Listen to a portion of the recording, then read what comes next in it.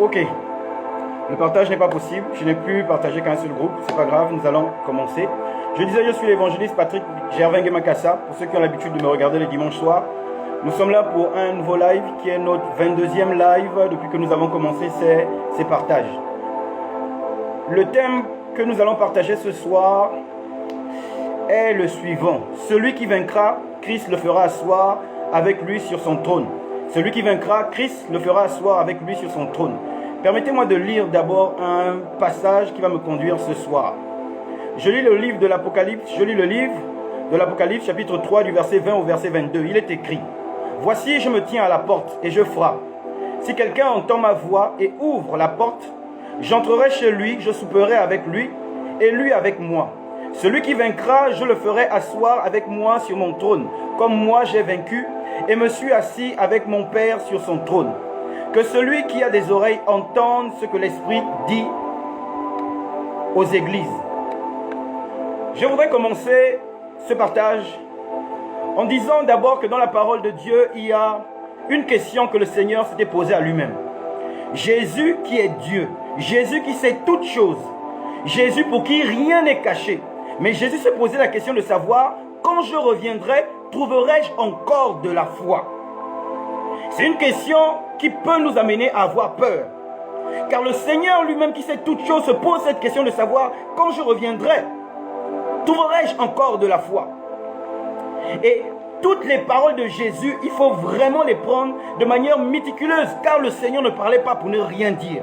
S'il pose la question de savoir si quand il va revenir, il va trouver de la foi, ça veut dire que lui qui est alpha et oméga, qui voit le commencement et la fin, il voyait déjà comment allait se présenter la fin.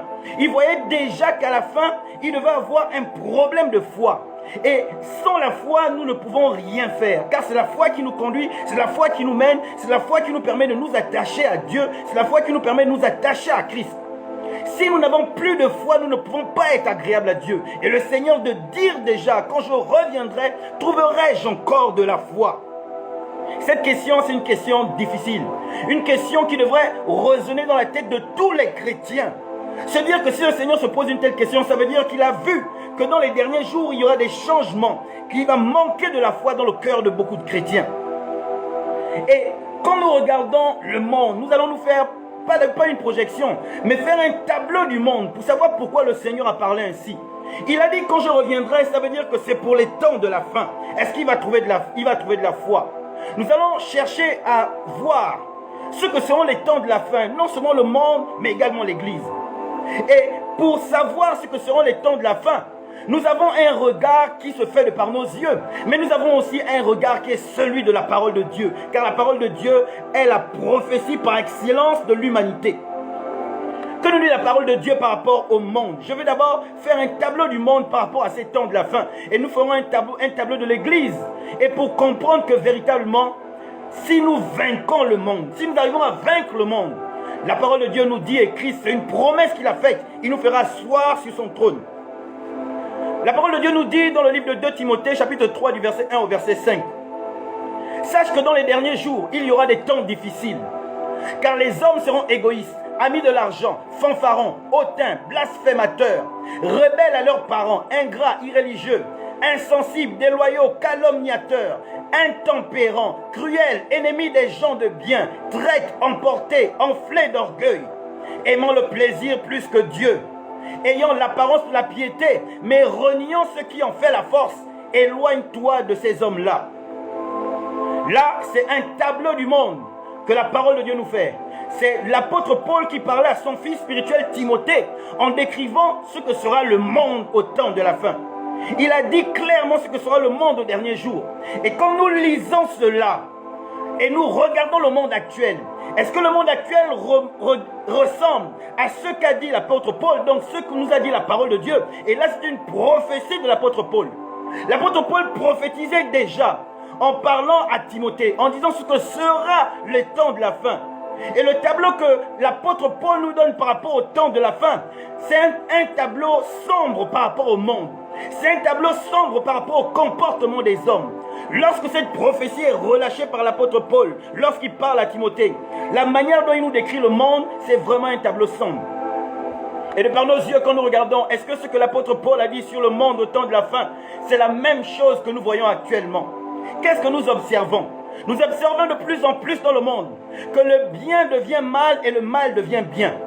Tout ce qui est censé être bien, les gens le prennent mal, et tout ce qui est censé être mal, les gens le prennent bien. Ça veut dire qu'il y a eu comme un renversement de situation, un renversement du cours de la vie tel que Dieu le voulait.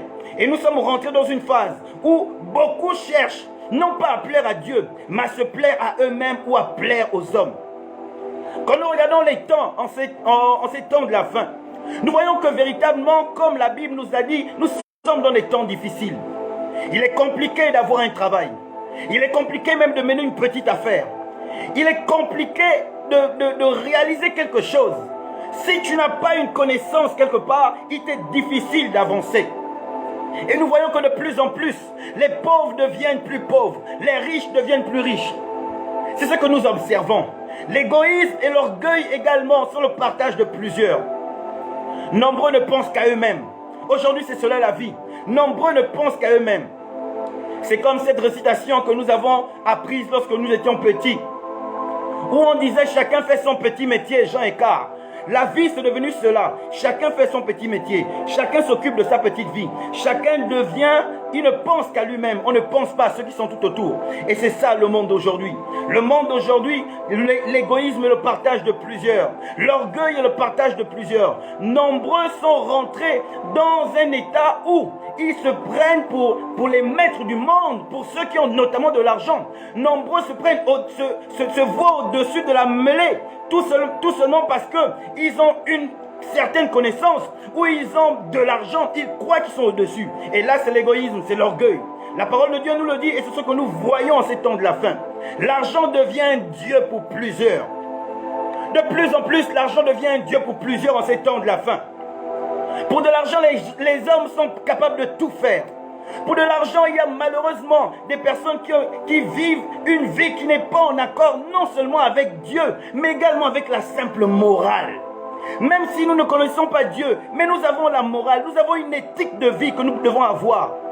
Il y a la loi de Dieu inscrite dans nos cœurs. Ça veut dire que même si nous ne connaissons pas le Seigneur, mais nous avons une éthique de vie. Mais beaucoup, à cause de l'argent, ont mis de côté cette éthique de vie et sont rentrés dans des comportements qui ne sont pas agréables, non seulement à Dieu, mais également à la société. Aujourd'hui, nous pouvons le voir malheureusement. Beaucoup de sœurs, beaucoup de femmes entretiennent des relations avec plusieurs hommes seulement pour de l'argent. Sœur, je te demande de sortir de là. Tu es une reine. Si tu vis ce genre de vie, que tu sois chrétienne ou pas, je te demande de sortir de là. Aujourd'hui, beaucoup de femmes entretiennent des relations avec plusieurs hommes. Un homme paye le loyer, un homme paye les études ou l'activité, un homme paye les habits, un homme paye la voiture, un homme paye ceci, cela. Ça fait de toi, excuse-moi de le dire, une prostituée. Ça n'a rien de différent avec les prostituées qui sont dans la rue. Femme, tu es censée être une princesse. Tu es censée être même une reine. Où est ta dignité en menant cette vie qui n'est pas agréable? Dieu ne t'a pas créé pour que tu sois connu de plusieurs hommes. Dieu ne t'a pas créé pour que tu sois un objet sexuel. Dieu ne t'a pas créé pour que tu vendes ton corps. Ton corps est sacré. Tu dois le garder saint. Tu dois le garder pour toi et non pas pour le partager au premier venu à tout homme parce qu'ils ont de l'argent. Beaucoup de femmes également entretiennent des relations avec des hommes beaucoup plus âgés parce que ces hommes apportent de l'argent. On les appelle communément des sugar daddy. Cela n'est pas une vie. Et ce genre de femme qui mène ce genre de vie, non seulement elle a cet homme qui l'entretient, elle a encore un petit copain, et cet homme également est marié. Cela ne va rien t'apporter d'être avec un homme marié. Tu es capable de trouver ton homme à toi. Tu es capable d'avoir un homme avec qui tu peux mener ta vie. Si tu vis cela, je t'en conjure, sors de là. Tu n'auras rien de bon. Au contraire, tu as tout à perdre. Car tu es en train de tuer un foyer. Même si aujourd'hui, il y a des artistes, des soi-disant artistes dans cette nation qui encouragent à cette vie de débauche, qui encouragent à cette vie où on va détruire les foyers. Mais vous aurez des comptes à rendre. Même si aujourd'hui au Gabon, l'adultère n'est plus considéré comme une faute. Aujourd'hui, on encourage au Gabon les hommes à être dans l'adultère. Aujourd'hui, on encourage au Gabon les hommes à avoir plusieurs bureaux, puisque l'adultère n'est plus reconnu comme une faute. Mais aux yeux de Dieu, cela reste toujours une faute. Aux yeux de Dieu, cela reste toujours un péché. Cela ne sert à rien de mener une vie de ce genre. Sœur, si tu es dans ces choses, où tu entretiens des relations avec plusieurs hommes pour avoir de l'argent, sors de là. Ce n'est pas ta vie. Tu es une reine, tu es une princesse. Ton corps est sacré. Même si tu ne connais pas Dieu, mais ta dignité à toi, où elle est? En dehors des femmes, il y a aussi aujourd'hui des hommes qui rentrent dans des choses qui sont contraires à la volonté de Dieu et même contraires à la morale. C'est vrai que la vie devient difficile. C'est vrai que le travail devient difficile. Mais il y a des hommes qui rentrent dans l'homosexualité parce qu'ils veulent avoir un poste dans l'administration ou même dans les entreprises. Ils veulent avoir un poste à responsabilité. Tu vas vendre ta dignité, frère, pour un poste. Tu vas être nu devant un autre homme comme toi pour un poste. Même si c'était pour tout l'or du monde, tu tues ta dignité en le faisant. Frère, sors de là. L'homosexualité, c'est une bestialité. Même les animaux ne le font pas. Dieu ne t'a pas créé pour que tu rentres dans ces choses. Dieu ne t'a pas créé pour que tu sois quelqu'un qui vit dans l'abomination. Le Seigneur a de l'amour pour toi et il veut que tu changes ta vie. Il t'attend à bras ouverts, frère, toi qui es dans ces choses, sors de là. D'autres encore, ils rentrent dans des sectes parce qu'ils veulent de l'argent. D'autres encore, ils rentrent dans la magie parce qu'ils veulent de l'argent. D'autres encore deviennent même des personnes capables de tuer à cause de l'argent. Il y a même certains qui vont. Nous avons vu au Gabon des cas de pédophilie. Nous avons vu même des cas d'inceste. Il y a un démon qui est en train de prendre, véritablement emmener certaines personnes dans des comportements qui sont loin de la parole, qui sont loin de la volonté de Dieu. Et si nous n'avons pas Jésus pour ça, nous ne pourrons pas nous en sortir. Nous ne pourrons pas nous en sortir. En dehors de cela, nous voyons également que le blasphème est en train de prendre de l'ampleur. Il n'y a plus de respect pour le sacré. Il n'y a plus de respect pour l'éternel. Il n'y a plus de respect même pour les serviteurs de Dieu. Quand bien même beaucoup de serviteurs de Dieu sont responsables du non-respect qu'il y a aujourd'hui vis-à-vis des hommes de Dieu.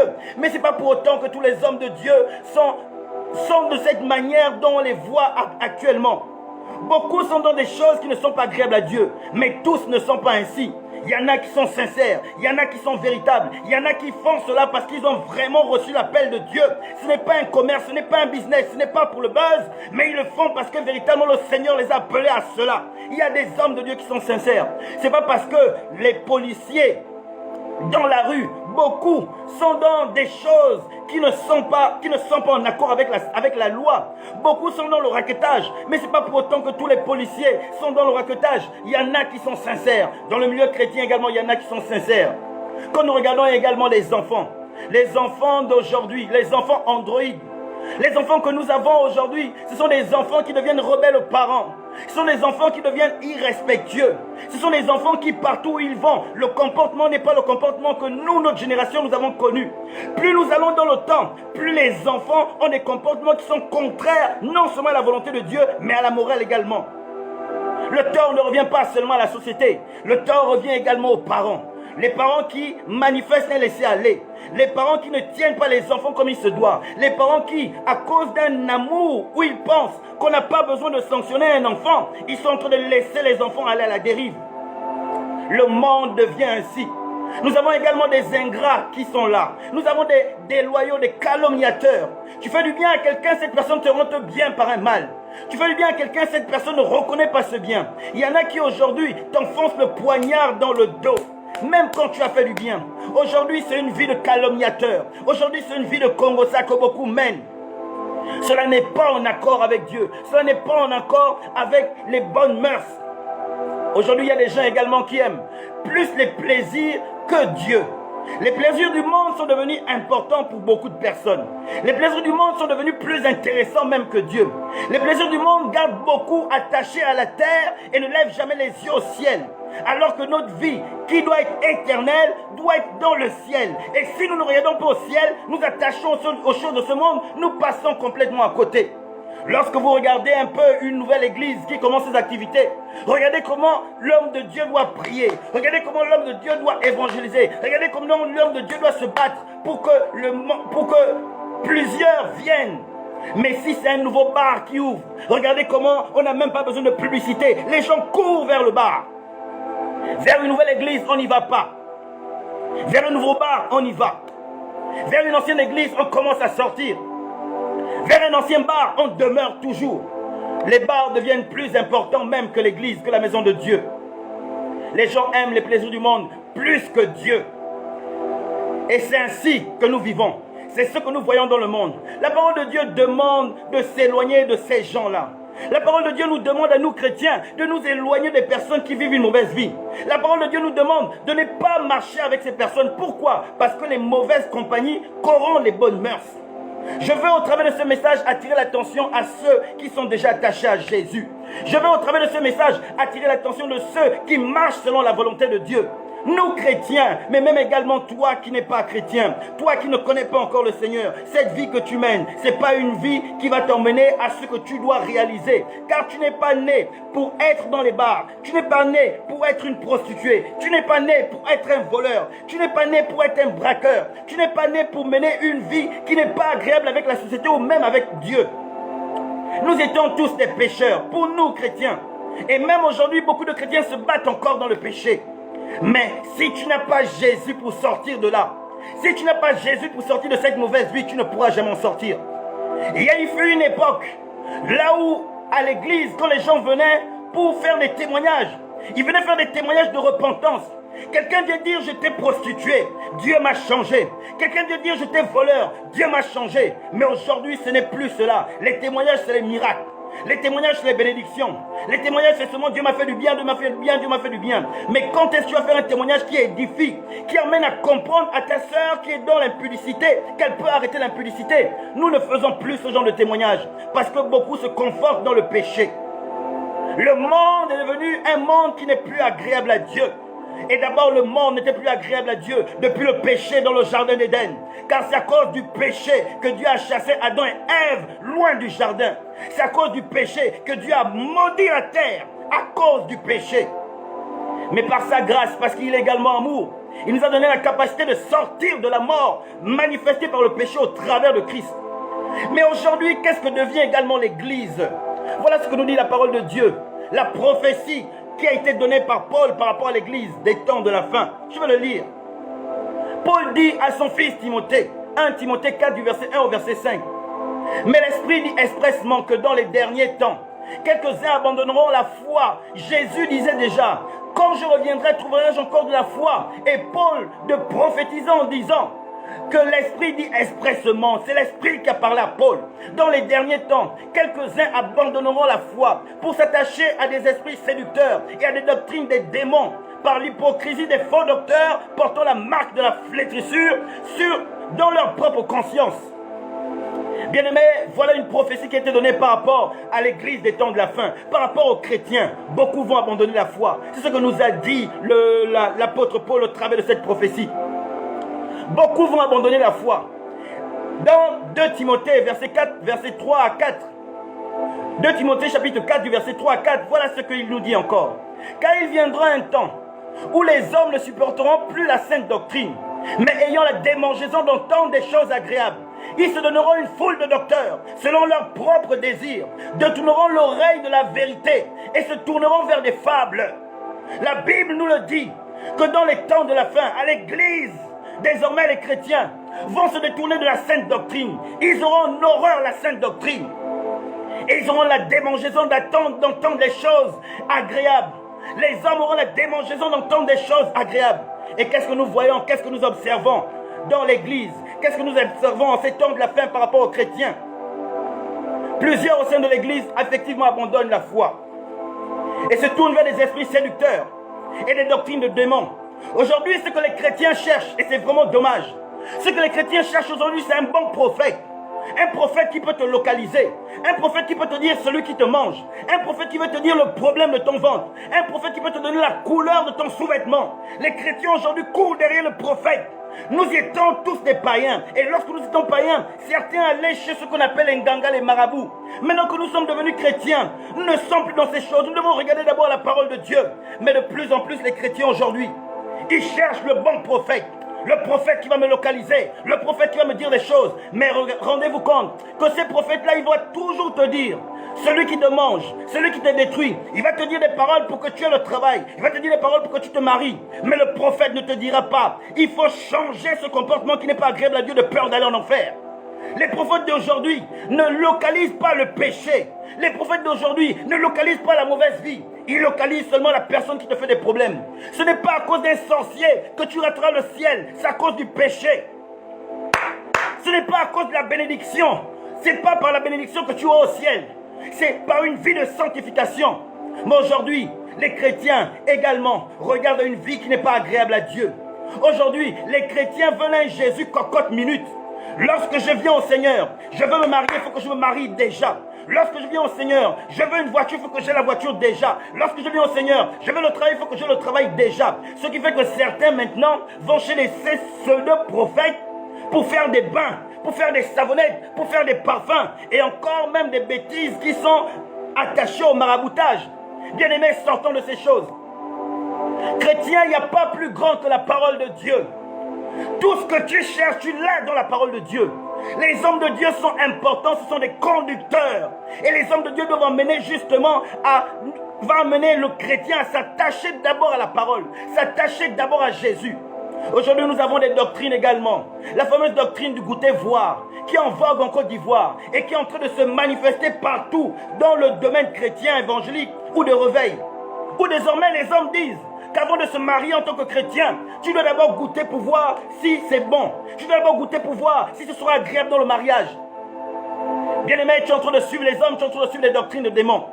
La Bible dit fuyez l'impudicité, fuyez l'impudicité. Mais vous avez des hommes qui viennent avec des doctrines de démons qui vous disent qu'il faut d'abord goûter. Parce qu'on ne peut pas acheter une voiture sans d'abord l'avoir essayé. Donc on ne peut pas également se marier sans d'abord avoir essayé la femme. Ça, ce n'est pas en accord avec Dieu. Quand on ne comprend pas ces choses, nous allons rentrer dans une vie qui n'est pas agréable à Dieu. Des faux docteurs qui emmènent des doctrines qui ne sont pas de Dieu. Sœur, tu es une reine. Frère, tu es un roi. Comporte-toi comme tu es censé être. Et non pas comme des détritus. Et non pas comme de la poubelle. Ceux qui marchent dans une vie qui n'est pas agréable à Dieu et même qui n'est pas agréable à la morale, c'est de la poubelle alors que Dieu ne nous a pas créés comme des animaux. Dieu a pris le temps, il a pris la peine de se salir les mains lorsqu'il a conçu l'homme. Il a pris la peine de prendre la terre de ses propres mains pour bâtir l'homme. Ça veut dire que Dieu voulait même se salir, Dieu s'est sali pour bâtir l'homme. Dieu qui est saint, il a touché la terre qui est sale pour bâtir l'homme, pour former l'homme. Et il n'a pas formé l'homme pour des abominations. Aujourd'hui, nous voyons également des doctrines de démons. Nous avons de plus en plus de doctrines de démons où on nous parle de sortie du corps. Il y a même plusieurs qui enseignent ça dans les églises. Vous allez voir un homme de Dieu qui va dire que c'est normal à un chrétien de sortir de son corps. Non, on ne peut être ravi en esprit que par le Saint-Esprit. On ne peut pas de nous-mêmes sortir et aller en balade. Ça, c'est la sorcellerie. En milieu gabonais, on appelle ça sortir en vampire. D'autres encore disent qu'il ne faut pas se marier pour servir Dieu. Ça, c'est quelque part, on le dit. Qu'il ne faut pas se marier pour servir Dieu. Mais après cela, il y a des scandales dans les monastères. Il y a des scandales de pédophilie, des scandales d'impudicité. Tout ça parce que certains sont en train de manifester des doctrines de démons. D'autres encore interdisent la consommation de certains aliments. Ils demandent de manger que des légumes, alors que la parole de Dieu nous dit que nous devons manger de tout, mais avec action de grâce, car tout doit être sanctifié par la prière et la parole. Plusieurs chrétiens aujourd'hui rejettent la sainte doctrine. Plusieurs chrétiens aujourd'hui ne veulent pas entendre parler de la sainte doctrine. Plusieurs chrétiens ne veulent pas entendre parler de sanctification. Lorsqu'on attire l'attention des chrétiens sur la mauvaise vie, tout de suite ils disent vous nous condamnez. Pire encore, les non-chrétiens, lorsqu'on dit cette vie-là, c'est pas la vie que Dieu a prévue pour toi. Certains ne veulent même pas l'écouter. On veut demeurer attaché dans le péché. On veut demeurer attaché dans ces choses qui ne sont pas agréables à Dieu. Bien-aimé, je t'appelle à sortir de ces choses. Je t'appelle à sortir de cette vie qui n'est pas agréable à Dieu. Au milieu de l'église, au sein de l'église, c'est devenu cela. On refuse maintenant la repentance. Ce qu'on veut, c'est la tolérance. Aujourd'hui, les chrétiens veulent, ils vivent dans l'impudicité et ils veulent qu'on tolère cela. Ils vivent dans le concubinage, ils veulent qu'on tolère cela. Mais ce n'est pas en accord avec Dieu. Si on arrête de dire ces choses, on ne prêche plus l'évangile. Si on arrête de dire ces choses, on n'est plus en accord avec Dieu. Si on arrête de dire ces choses, ce n'est pas l'œuvre de Dieu que nous faisons. Car le Seigneur veut que nous marchions selon sa parole, selon sa volonté. Quand nous refusons la repentance, la sanctification, nous acceptons des choses qui ne sont pas de Dieu. La foi justement est attachée à toutes ces choses. La foi est attachée à la sainte doctrine. Si nous abandonnons la sainte doctrine, nous ne sommes plus dans la volonté de Dieu. Aujourd'hui, plusieurs chrétiens préfèrent vivre dans l'impudicité. Aujourd'hui, dans les églises, les chrétiens vivent dans l'impudicité. Les chrétiens vivent dans le péché. Mais ils viennent servir, ils viennent adorer, ils viennent louer. Mais quelle adoration nous donnons au Seigneur? Quelle louange nous donnons au Seigneur si nous vivons dans le péché? Bien-aimés, sortons de ces choses. Quelle adoration nous donnons à Dieu si nous vivons dans le péché? De quel Jésus nous parlons? De quel Jésus nous parlons? Beaucoup prennent cela pour de la condamnation. Ce n'est pas de la condamnation, c'est l'évangile. C'est l'évangile. Repentons-nous. Sortons de tout ce qui est contraire à la volonté de Dieu. Aujourd'hui, les chrétiens ne veulent pas entendre parler de ça. Les chrétiens veulent aller évangéliser, amener des hommes dans l'église pour remplir l'église. Mais lorsqu'on remplit l'église, on ne remplit pas forcément le ciel. Si déjà nous qui sommes dans l'église, nous n'arrivons pas à abandonner le péché. Mais est-ce que ceux qui sont hors de l'église, lorsqu'ils viendront, ils vont abandonner le péché? Tous qui vivent selon la volonté des hommes, tous qui vivent selon leur propre volonté, ne savent pas qu'ils sont sous l'emprise d'un puissant esprit d'égarement. Beaucoup ne le savent pas, que c'est un puissant esprit d'égarement qui est en train de conduire ces personnes. Heureusement, malgré ce que devient le monde, malgré le monde qui est entré dans l'église, la parole de Dieu nous dit qu'il y a toujours dans tous les temps un faible reste. Et j'ai envie de parler aujourd'hui au faible reste. J'ai envie de parler au faible reste. À ces personnes-là qui veulent demeurer toujours attachées à Jésus en esprit, en vérité. À ces personnes-là, malgré ce que devient le monde, malgré ce que devient une partie de l'église, malgré ce que deviennent certains chrétiens, mais ceux-là décident de rester fermement attachés à Christ en esprit, en vérité. Il y a des promesses qui sont attachées à cela. Il y a des promesses qui sont attachées au fait de rester fidèle à Christ. Notre récompense sera grande dans le ciel. Si nous vainquons, nous arrivons à vaincre le monde. Le Seigneur a dit qu'il va nous faire asseoir sur son trône. Le trône, être assis sur le trône de Dieu, être assis avec Christ sur son trône, c'est mieux que tous les plaisirs de la terre. Et là-bas au ciel, ce sera pour l'éternité, alors que sur cette terre, ce n'est que pour quelques années. Voilà ce que la parole de Dieu nous dit par rapport à ceux qui vont vaincre le monde et ses plaisirs. Nous avons Apocalypse chapitre 2 du verset 7. Il est écrit que celui qui a des oreilles entende ce que l'Esprit dit aux églises. À celui qui vaincra, je donnerai de la manne de l'arbre de vie. Je donnerai à manger l'arbre de vie qui est dans le paradis de Dieu. Bien-aimés, nous connaissons l'histoire. Adam et Ève étaient dans le jardin d'Éden. Il y avait tous les arbres. Il y avait l'arbre de la connaissance du bien et du mal. Il y avait l'arbre de vie. Dieu a interdit de manger le fruit de l'arbre de la connaissance du bien et du mal. Mais il n'a pas interdit de manger l'arbre de vie. Mais Adam et Ève, ils sont tombés dans la séduction de Satan. Et ils ont mangé le fruit interdit. Et ils ont été chassés.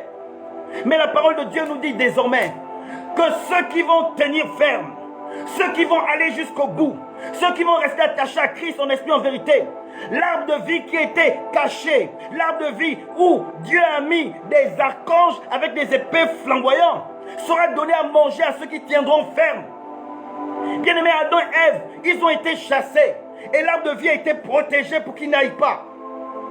Mais à toi, chrétien, qui demeure ferme, car si tu n'es pas d'abord en Christ, tu ne pourrais pas avoir ces choses. La bénédiction céleste n'est attachée qu'à ceux qui sont en Christ avant toute chose. Et si tu demeures ferme, le Seigneur te dit que tu auras mangé l'arbre de vie. Tu auras mangé l'arbre de vie. Nous allons encore plus loin. Dans Apocalypse chapitre 2 du verset 10 au verset 11. Il est écrit: ne crains pas ce que tu vas souffrir. Voici le diable jettera quelques-uns de vous en prison, afin que vous soyez éprouvés, et vous aurez des tribulations de 6 jours. Sois fidèle jusqu'à la mort, et je te donnerai la couronne de vie. Sois fidèle jusqu'à la mort, et je te donnerai la couronne de vie. Jésus lui-même demande d'être fidèle jusqu'à la mort, et il nous donnera la couronne de vie. La couronne de vie, tu ne peux la voir que si tu es fidèle jusqu'à la mort. La couronne de vie, tu ne peux la voir que si tu restes fidèle à Christ. La couronne de vie, tu ne peux que la voir si tu vis selon la parole de Dieu, selon les prescriptions du Seigneur. La couronne de vie, on ne peut que la voir si justement on arrive à vaincre le monde.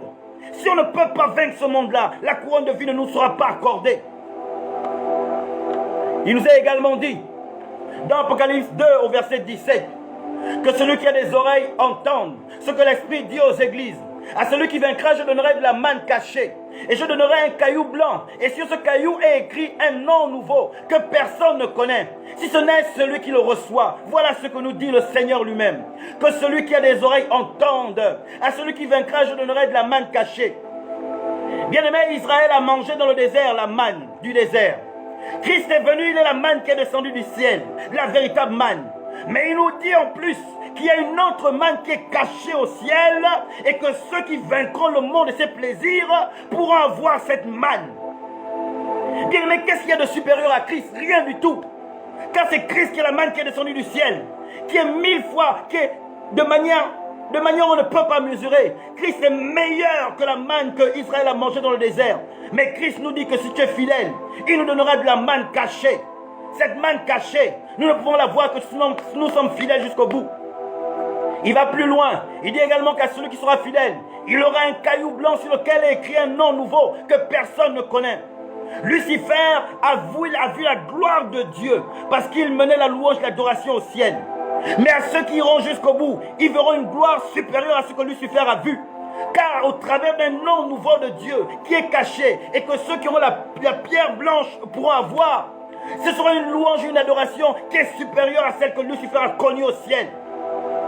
Bien-aimés, voilà les bénédictions célestes qui sont attachées à nous.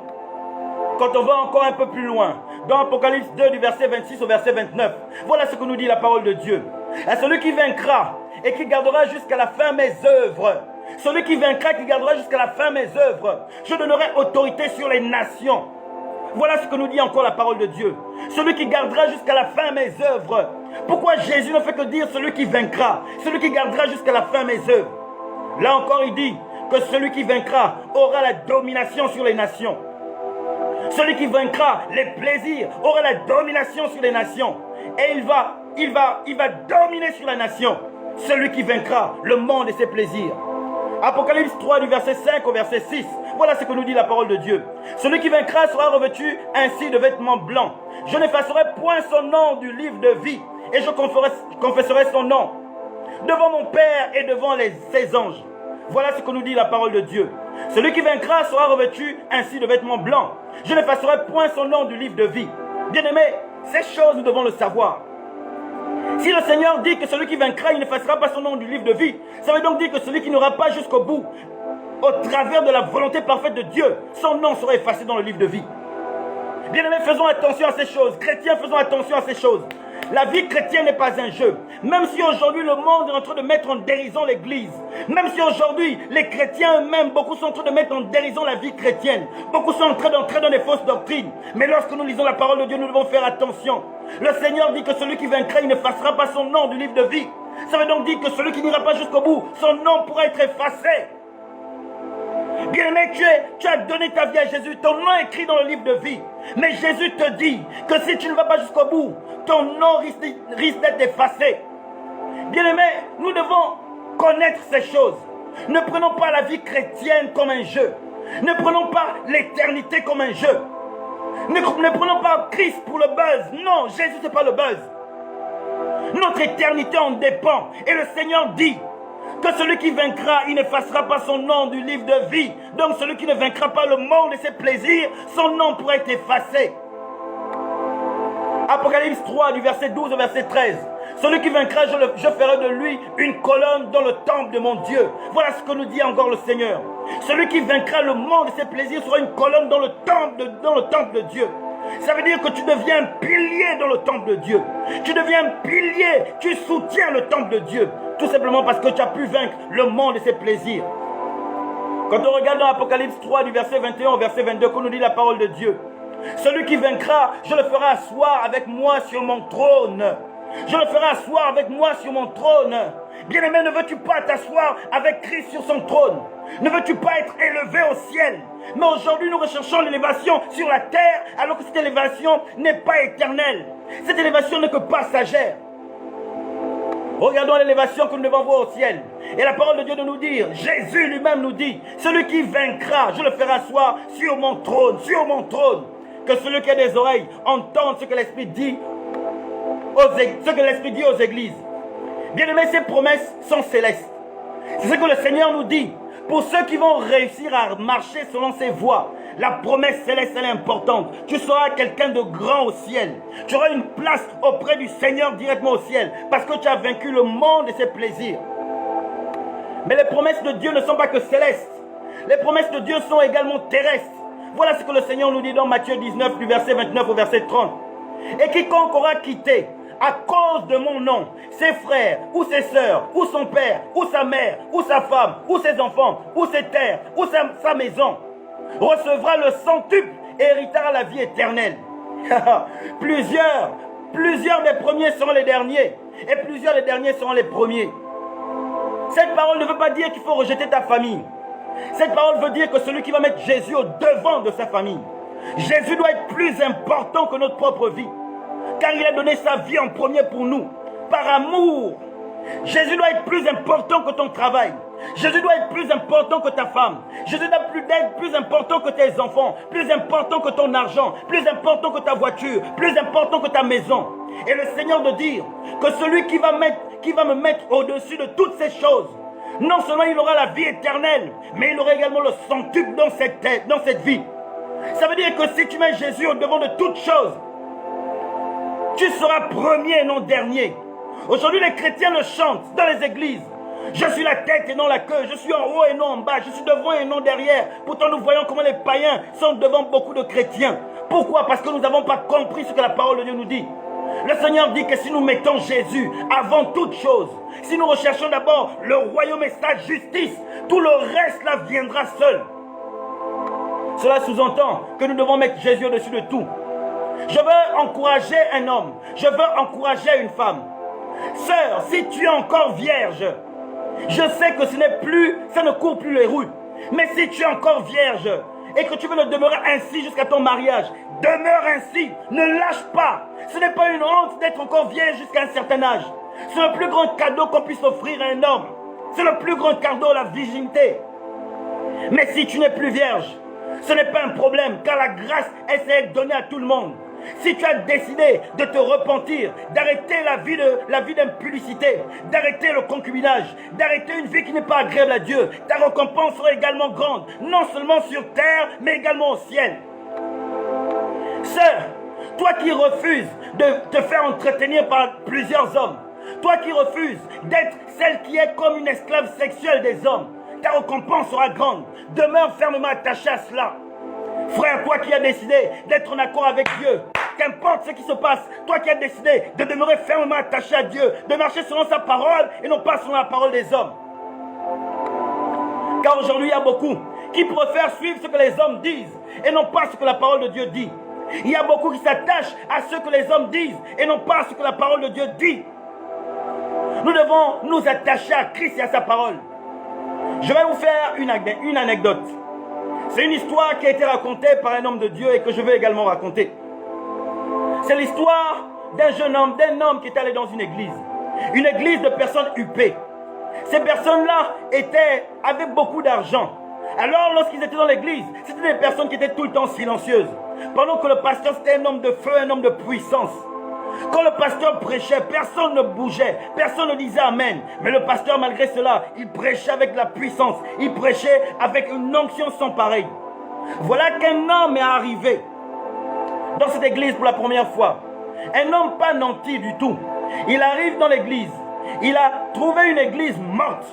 Lorsqu'il a ressenti les vibrations qui venaient de la prédication de l'homme de Dieu, il a se levé, il a crié Amen, Amen, Alléluia. Et tout le monde dans l'église était étonné de voir un homme qui vient d'arriver et qui est en train de crier Amen, Alléluia. Eux, ça les dérangeait. Ils sont dans l'église. L'homme de Dieu dit des choses puissantes. Ils ne veulent pas s'accrocher à ses paroles, mais ils restent silencieux. Ils ne bougent pas, ils ne disent rien. Et cet homme de crier Amen, Alléluia, Amen, Alléluia, Amen, Alléluia. À la fin du culte, les hommes sont venus voir le pasteur en disant Pasteur, notre église, on n'aime pas le bruit. Notre église, on est calme. Notre église, on est sérieux. Il faut que cet homme-là arrête de faire ce qu'il veut. Et le pasteur allait voir l'homme. Le pasteur allait parler à cet homme-là en lui disant que tu es arrivé ici. Ici, nous ne faisons pas de bruit. Ici, nous suivons le culte sans crier. Et le pasteur a regardé les chaussures de cet homme et lui a dit, et d'abord tes chaussures ne sont pas belles. Cet homme qui était un homme illettré, quand il est sorti, Il a pensé que le pasteur lui a demandé d'arrêter de crier parce qu'il n'avait pas de belles chaussures. Alors, durant toute la semaine, il a cherché une nouvelle paire de chaussures. Il a cherché une nouvelle paire de chaussures sans pouvoir la trouver. Quand au final, il a trouvé la paire de chaussures, il n'a pas pu trouver la paire de chaussures. Au final, il est revenu à l'église sans nouvelle paire de chaussures. Et quand le pasteur a commencé à prêcher avec force, avec puissance, cet homme-là résistait. Pourquoi? Parce qu'il n'y a pas une nouvelle chaussure. Mais à un moment donné, il ne pouvait plus résister. Alors il a crié « Amen, alléluia à la parole. Amen, alléluia à la parole. Pasteur, même si je n'ai pas de chaussures, Amen, alléluia à la parole. » Bien aimé, une manière de dire que même si nous n'avons pas de bénédiction, Amen et alléluia à la parole. Lorsque nous regardons Joseph, pour Dieu, il était le premier. Car au travers des songes qu'il avait eu, Dieu l'a montré qu'il sera le premier. Mais pourtant, les hommes ont fait de lui un dernier. Dieu fait de Joseph un premier, mais les hommes font de Joseph un dernier. La volonté de Dieu est toujours au-dessus de celle des hommes. Quand Dieu a décidé de faire quelque chose par rapport à un homme, quand Dieu a décidé de manifester sa grâce dans la vie d'un homme, quand Dieu a décidé de faire de toi un premier, quand bien même les hommes font de toi un dernier, la volonté de Dieu va toujours supplanter la volonté des hommes. Et Joseph, qui était premier pour Dieu, qui était placé premier par Dieu, il était placé dernier par les hommes. Mais à un moment donné, il est rentré dans sa place de premier. Quand nous regardons David, David était roi. Il avait été oint par le prophète Samuel. C'était lui le roi oint. C'était lui le véritable roi. Mais David, malgré cela, la Bible nous dit qu'il a fui. Il fouillait il fouillait Saül. Saül qui le pourchassait. Saül qui voulait le tuer parce qu'il était jaloux du jeune David. David a fui alors qu'il avait reçu l'onction. David a fui alors qu'il était le roi qui était établi par Dieu. David a fui alors que Dieu a fait de David le premier, mais les hommes ont fait de David un dernier. Mais lorsque David fouillait, malgré que les hommes faisaient de David un dernier, pour Dieu, David était toujours le premier. Pour Dieu, David était toujours celui qui était oint. Ça veut dire que dans nos vies, quand les hommes nous mettent à une place qui n'est pas la place que Dieu a prévue, malgré ce que vont faire les hommes, notre place à nous reviendra toujours si nous restons fermement attachés à Dieu. David est resté attaché à Dieu. Joseph est resté attaché à Dieu. Et ils ont vu leur place de premier revenir. Paul jouait un mauvais rôle au sein de l'église. Paul était celui qui persécutait l'église. Paul était celui qui pourchassait les chrétiens. Paul était celui qui mettait les chrétiens en prison. Mais ce n'était pas cela la destinée de Paul. Et lorsqu'il a rencontré le Seigneur, Paul qui était dans une voie qui est contraire à la volonté de Dieu est rentré dans la volonté parfaite de Dieu. Bien aimés, nous également c'est la même chose. Nous sommes dans une volonté qui n'est pas la volonté de Dieu. Nous sommes dans une vie qui n'est pas la volonté, qui n'est pas celle que Dieu a prévue pour nous. Mais lorsque nous rencontrons Jésus, nous rentrons dans notre destinée véritable. Lorsque nous rencontrons Jésus, nous rentrons dans ce que Dieu a prévu pour nous. Car avant de connaître Jésus, nous avons une vie qui n'est pas celle que Dieu a prévue. Tu peux avoir tout l'or du monde. Si tu n'as pas rencontré Jésus, la vie que tu mènes n'est pas la vie que Dieu a prévue pour toi. Pourquoi? Parce que la Bible dit que tous ont péché et sont privés de la gloire de Dieu. Tous ont péché et sont privés de la gloire de Dieu. Il n'y a que par Jésus que nous revenons véritablement sur la vie que Dieu a prévue pour nous. Il n'y a que par Jésus que nous sommes sur le chemin que Dieu a tracé. Bien-aimé, la Bible nous dit que la voie qui mène à la perdition, elle est large et plusieurs y vont. Mais la voie qui mène au ciel, elle est étroite. Elle est étroite, mais beaucoup préfèrent choisir la voie qui est large et abandonner la voie qui est étroite. La Bible nous dit que le royaume des cieux est violent. Ce sont les violents qui s'en accaparent. Nous devons être violents avec nous-mêmes. Nous devons abandonner toutes ces choses qui ne sont pas agréables à Dieu. Nous devons abandonner toutes ces choses qui ne sont pas dans la volonté de Dieu. Si nous voulons véritablement être assis avec Christ sur son trône, nous devons marcher selon sa volonté et non pas selon notre volonté à nous. Bien-aimé, le monde actuel, l'église même également, nous marchons sur une voie qui n'est pas celle que Dieu a prévue pour nous. Sortons de ces choses qui ne sont pas en accord avec Dieu. Marchons selon la volonté de Dieu, selon le plan de Dieu. La Bible nous dit que sans sanctification, nul ne verra Dieu. Pour voir Dieu, nous devons marcher dans la sanctification. La sanctification, ce n'est pas seulement l'absence de fornication, comme beaucoup pensent. La sanctification, c'est sortir du péché sur toutes ses formes. Arrêtez le mensonge, arrêtez le vol, arrêtez l'escroquerie, arrêtez la prostitution, arrêtez toutes ces choses qui ne sont pas en accord avec Dieu. C'est cela la sanctification. Bien-aimés, si nous ne marchons pas selon cette volonté, nous ne serons pas en accord avec Dieu. Si nous voulons être assis sur le trône de Christ, avec Christ sur son trône, nous devons être en accord avec sa parole. Bien-aimés, il est très important. En ces temps de la fin, où tout le monde est concentré à la vie au quotidien, tout le monde regarde qu'à la terre, plus personne ne veut regarder au ciel. Lorsqu'un homme vient te parler du ciel, lorsqu'un homme vient te parler de sanctification, beaucoup rejettent cela. Mais lorsque quelqu'un vient parler de bénédiction, de miracle, de prodige, de prospérité, beaucoup courent derrière cela. De plus en plus, les gens sont attachés aux choses du monde et non pas à Dieu. Nous n'avons pas été créés par le monde, nous avons été créés par Dieu. Nous n'allons pas vivre éternellement dans le monde, nous allons vivre éternellement soit auprès de Dieu, soit loin de Dieu. Et pour être auprès de Dieu, nous devons marcher selon sa volonté, marcher selon sa parole à lui. Ne rejetons pas ces choses. Toi qui es chrétien, attache-toi de plus belle. N'abandonne pas le Seigneur. Ne vis pas dans l'immoralité. Ne vis pas dans le péché. Ne vis pas dans ces choses, ces plaisirs du monde. Sors de tout ce qui est en désaccord avec Dieu. Si tu veux être assis avec Christ sur son trône, sors de tout ce qui est en désaccord avec Dieu, bien-aimé. Dieu ne nous a pas créés pour mener cette mauvaise vie. Dieu ne nous a pas créés pour que nous soyons en désaccord avec sa parole. Même si les choses du monde t'attirent, c'est pas cela qui est la vie éternelle. Demeure attaché à Jésus. Demeure attaché à Jésus seul. Je te le demande, demeure attaché à Jésus.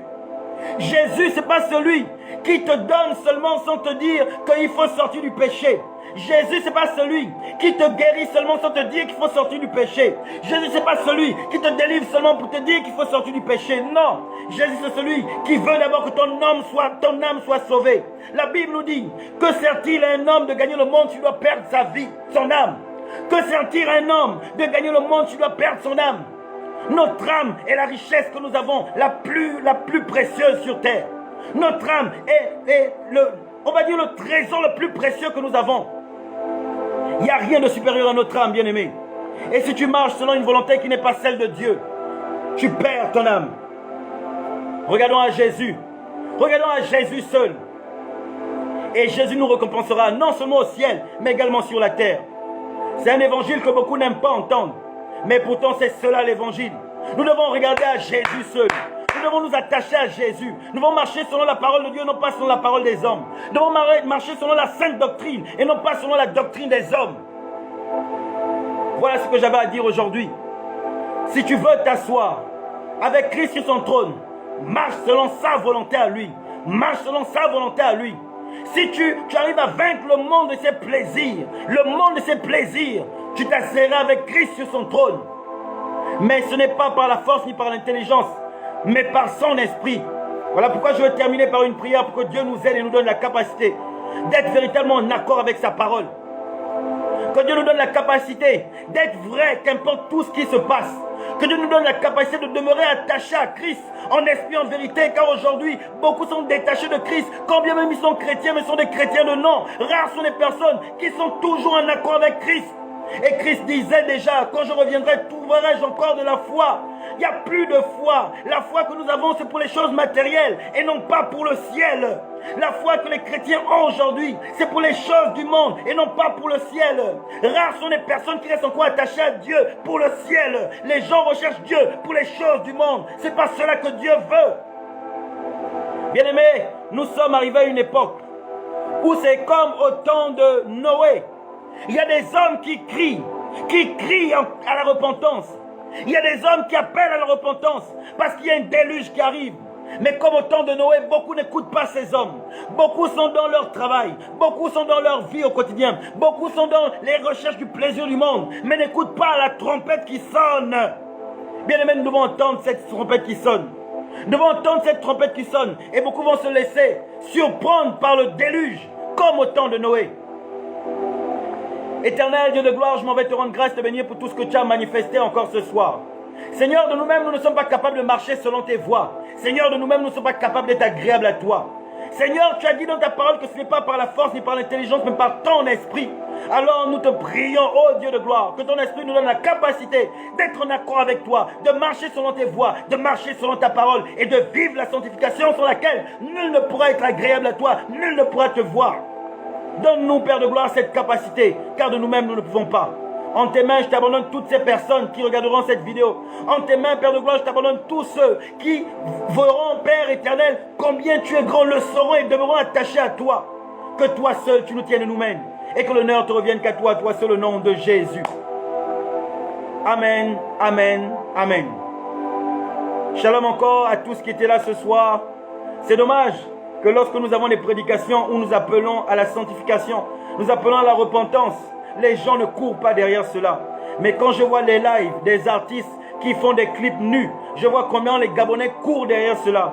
Quand je vois des gens qui cherchent le buzz, je vois comment les hommes courent derrière cela. Mais lorsqu'on parle de la sanctification, lorsqu'on parle de Jésus, lorsqu'on parle du ciel, les hommes ne courent pas. C'est vraiment dommage. Nous sommes arrivés comme au temps de Noé, où les gens ne regardent plus au ciel, mais les gens regardent la terre. Et c'est vraiment dommage. Toi qui restes attaché à Jésus, je te conjure de rester attaché à Jésus. Même si nous ne sommes que peu à demeurer attachés à la sainte doctrine, demeurons attachés à la sainte doctrine. Je rends grâce au Seigneur pour le faible reste qui demeure attaché à Christ. Je rends grâce au Seigneur pour ce faible reste-là qui refuse de sortir de la sainte doctrine. Ce faible reste qui refuse de rentrer dans les doctrines de démons. Ce faible reste qui décide de marcher selon la volonté de Dieu, non pas selon la volonté des hommes, et non même pas selon leur propre volonté à eux. Merci encore pour tout ce qui était présent ce soir. Demeurons fidèles à Christ et que Christ nous donne la capacité de rester attachés à lui seul. Shalom, shalom à tous et on va se dire à dimanche prochain. Paix et grâce.